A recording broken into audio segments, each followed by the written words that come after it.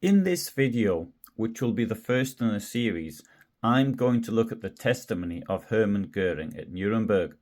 In the dock at the world's first international war crimes tribunal, cured of his drug addiction, he seemed to believe that he could once more dominate the room.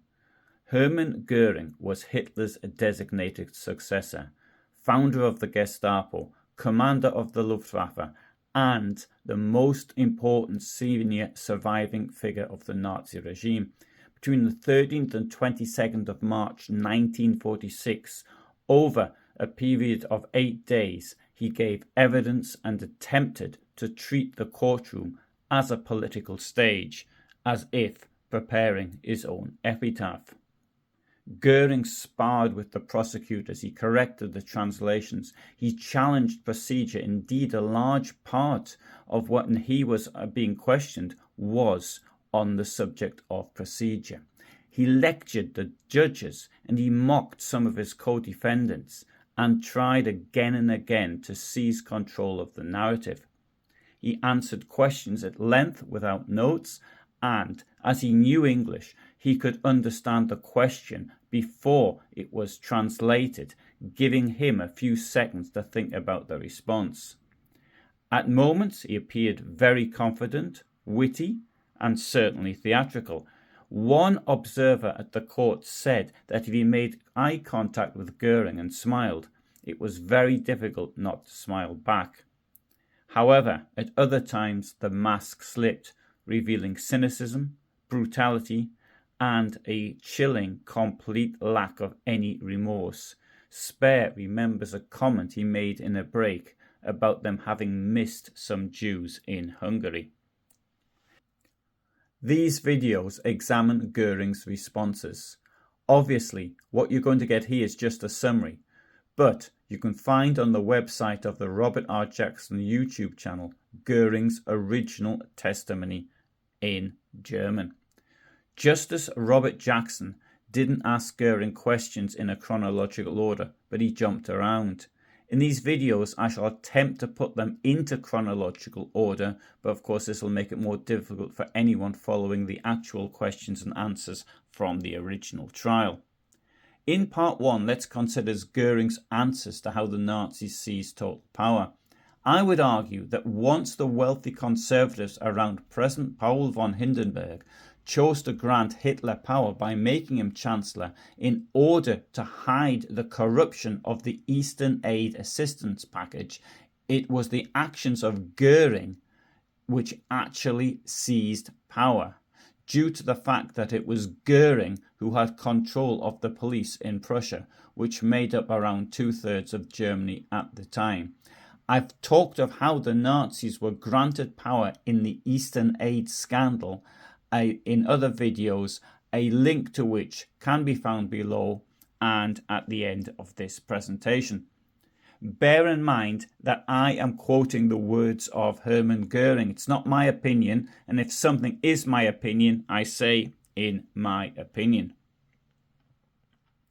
Göring openly admitted that from the outset it had been his firm intention, together with that of his associates, to overthrow the Weimar Republic, and this is precisely what they did. Once in power, he said, the new leadership considered parliamentary government no longer necessary. The Nazi Party was already the strongest party and held a majority, so the regime abolished parliamentary procedure by banning and dissolving the other parties. In its place, they established the leadership principle, the Fuhrer principle, if you like. Göring explained this as a reversal of parliamentary democracy. Under the old system, anonymous majorities in parliament dictated policy, and ministers executed their will. Under the Fuhrer principle, authority existed at the top and flowed downwards. Responsibility began at the bottom and moved upwards. Göring denied that this meant ruling against the people's will. He argued that the regime sought legitimacy through plebiscites rather than representative elections. The people were asked to express confidence in the Fuhrer and the system, not to choose individual office holders. If the leadership lost the people's confidence, it would ultimately have to rule with bayonets, which Hitler believed was unsustainable. He admitted, however, that the people didn't elect those who held authority. Leaders were designated from above. The populace merely confirmed the Fuhrer, not the specific officials. Göring justified the Fuhrer principle by saying the previous parliamentary or democratic system had brought Germany to the brink of ruin, weak leaders, unemployment, misery and lack of bread and work. Citing Franklin Roosevelt's statement about European democracies losing support because they produced weak leaders, he claimed only a strong hierarchical leadership could restore order, though, he insisted, still somehow based on popular confidence. Göring acknowledged that the authoritarian system required the elimination of political opposition. Opposition parties were not to be tolerated because, he said, through opposition we have been completely ruined. After coming to power, they found it necessary not to permit any more opposition. Individual opposition was likewise suppressed if it seriously interfered with their work of building the country up. Only harmless talk, if it were indeed harmless, was allowed. To enforce this, Göring stated, a secret political police was necessary. As in the past, the political police had existed, but now it needed to be on a firmer and larger basis. He considered it essential to establish concentration camps immediately after taking power. He tried to present this as a lightning measure against communist functionaries who were being arrested by then in the thousands. He insisted the initial reason for concentration camps was to detain these communist officials in protective custody rather than ordinary prisons, but admitted under questioning that he regarded the camps as necessary to remove incorrigible opponents. When Justice Jackson pressed him, he agreed that the creation of concentration camps as an instrument to eliminate opposition was indeed something he considered necessary upon taking power. Göring drew a distinction between two categories of people: those who had allegedly committed or could be proven to have committed treason or crimes against the state, and these people were to be handed over to the courts. The second category was those who were expected to commit such acts but hadn't yet done so. These people were taken into protective custody and sent to concentration camps. He openly confirmed that political protective custody as a measure of state could not be reviewed or stopped by any court. A later decree, issued by him and Wilhelm Frick, the Interior Minister, required that people sent to camps be told within 24 hours why they'd been detained and to be allowed a lawyer after a short time, but this did not restore judicial review. It merely gave detainees an opportunity to protest without court oversight. He agreed with Jackson's formulation that protective custody meant taking people who had committed no crime, but were thought likely to commit one. Göring acknowledged that the system also required powerful propaganda and organizational structures. A propaganda apparatus was created, including a specific propaganda organization. The leadership core of the Nazi Party, which would include the Gauleiters, Kreisleiters, and Blockleiters, served both to spread ideological orders and to funnel information on public mood back up to the leadership. He described a two-way flow through the hierarchy. Orders and propaganda flowed downward from the leadership. Reports on the people's reactions moved upwards, keeping the regime informed of public opinion. When pressed about the need for organizations to kill people when the state deemed it necessary, Göring admitted that where the state considered killings necessary, some organization had to carry them out, just as other countries do with their secret services. In the case of the Röhm Purge, as he would have put it, Night of the Long Knives, as we possibly would put it, execution orders were carried out by the police, in particular the Gestapo. Göring denied that SA or SS units under his influence had been ordered to kill anyone during this time. He repeated that during the Röhm affair, executions were conducted by the Gestapo, which was a state organ. The SS later guarded concentration camps and carried out police functions, and when an SS leader was camp commandant, effectively ran all the functions of the camp. Göring insisted that the Nazi power structure wasn't a secret. Every party member knew the Fuhrer principle and the basic program. Not everyone knew every detail, of course, or what would happen later, but the essentials were public. The Gestapo was publicly known to be a political police. Its tasks were described in public speeches and writings, including for foreign audiences. The existence of protective custody, political police, and concentration camps was not secret in the early years.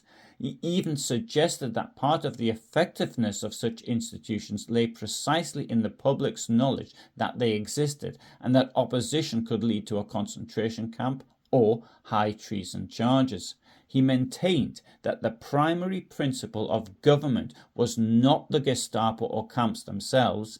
These were necessary protections against enemies, but that the regime also had many other political and social aims which he regarded as being more fundamental. Nonetheless, he conceded that these harsh instruments were necessary tools within this form of government.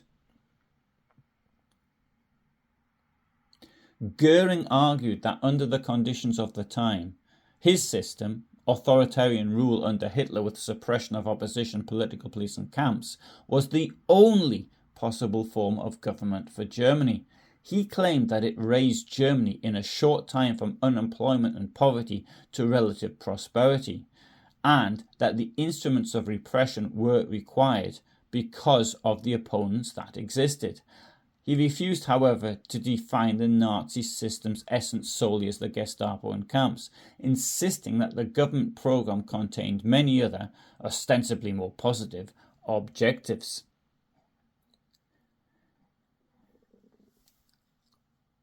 Jackson brought up the subject of the Reichstag fire of the 27th of February 1933 and the subsequent purge. Göring maintained only the arsonist, Marinus van der Lubbe, was executed after trial. The other accused, Togler, a communist deputy, and Dimitrov, a Bulgarian, were acquitted, and Ernst Thälmann was not an accused person at that trial. He admitted that immediately after the fire, communist functionaries were arrested in large numbers. However, he insisted that these arrests had been planned before the fire. The fire merely precipitated the execution of a pre-existing operation. Göring explained that they always kept lists of communist functionaries to be arrested. He had wanted to wait a few days for a well-planned mass action, but Hitler ordered arrests to begin on the very night of the fire, which allowed some key figures to escape. He confirmed that the next morning they presented to President Hindenburg the decree suspending key constitutional rights. Jackson confronted him with claims that SA leader Karl Ernst had confessed that he, Helldorf and Heines, burned the Reichstag using incendiary materials, liquid phosphorus and petroleum, supplied by Göring and Goebbels via a subterranean passage from Göring's residence to the Reichstag. Göring replied that he knew of no confession of this nature by Ernst. He had only heard a fairy tale, as he put it, from Röhm's chauffeur that appeared in the foreign press after 1934. He did, however, admit that there was a passage from the Reichstag building and the Reichstag President's Palace, which connected them via an underground route where coke wagons for central heating ran. Jackson then pointed out that Ernst was later killed without trial during the Röhm purge. Göring answered, "The fire was in February 1933 and Ernst was shot on the 30th of June 1934. He could therefore have spoken about the fire at any time in the intervening year and a quarter. His death was not to silence him about the fire, but due to his alleged involvement in a coup." Jackson also cited General Halder's affidavit claiming that at a 1942 luncheon at Hitler's headquarters, Göring joked that he knew the Reichstag best because "I set fire to it," slapping his thigh. Göring flatly denied the conversation took place, called Halder's account utter nonsense, and attributed it to Halder's poor memory, denied ever boasting, even jokingly, that he'd burned the Reichstag down, apart from a sarcastic comment comparing himself to Nero and saying people might imagine him watching the flames with a lyre. He said he nearly perished in the blaze himself, which would have been very unfortunate for the German people, very fortunate for their enemies. Göring described a technical intercept system he'd created in 1933, which was effectively, it was a bugging system. It monitored telephone and wireless communications of all important foreigners to and from Germany. It intercepted international communications through the ether between foreign states, and it listened to domestic telephone conversations of important foreigners in Germany, some businesses in Germany, and Germans under political or police suspicion. He claimed that the apparatus needed his personal permission when the police wanted to listen to a particular line to prevent abuse, but he conceded that uncontrolled wiretapping could also occur, as technically possible anywhere. Reports were distributed selectively. Items relevant to the Foreign Office went there. Items relevant to Hitler went to Hitler. Military or economic reports went to the War Ministry, Air Ministry, or Economics Ministry. It depended where the information was needed. A special official decided which reports went where and assured that they went only to the head of the department.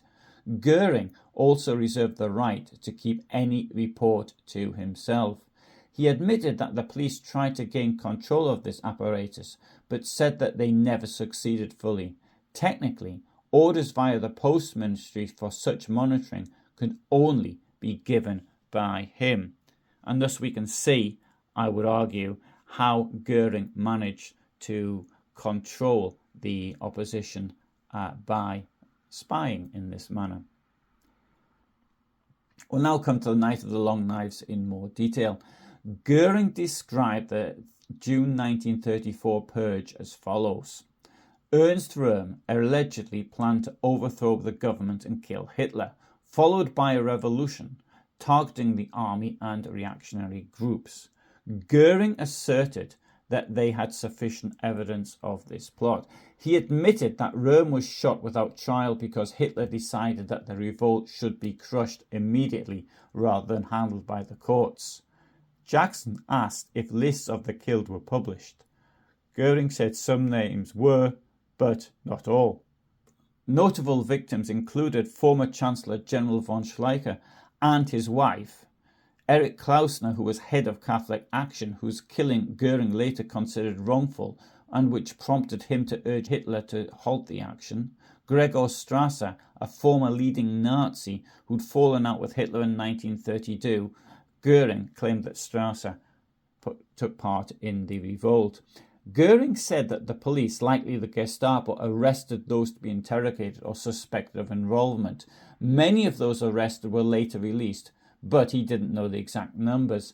He disputed Field Marshal Milch's recollection that 700, 800 people from the Röhm affair were in Dachau in 1935, saying such a high figure for arrests strictly connected to the purge seemed exaggerated.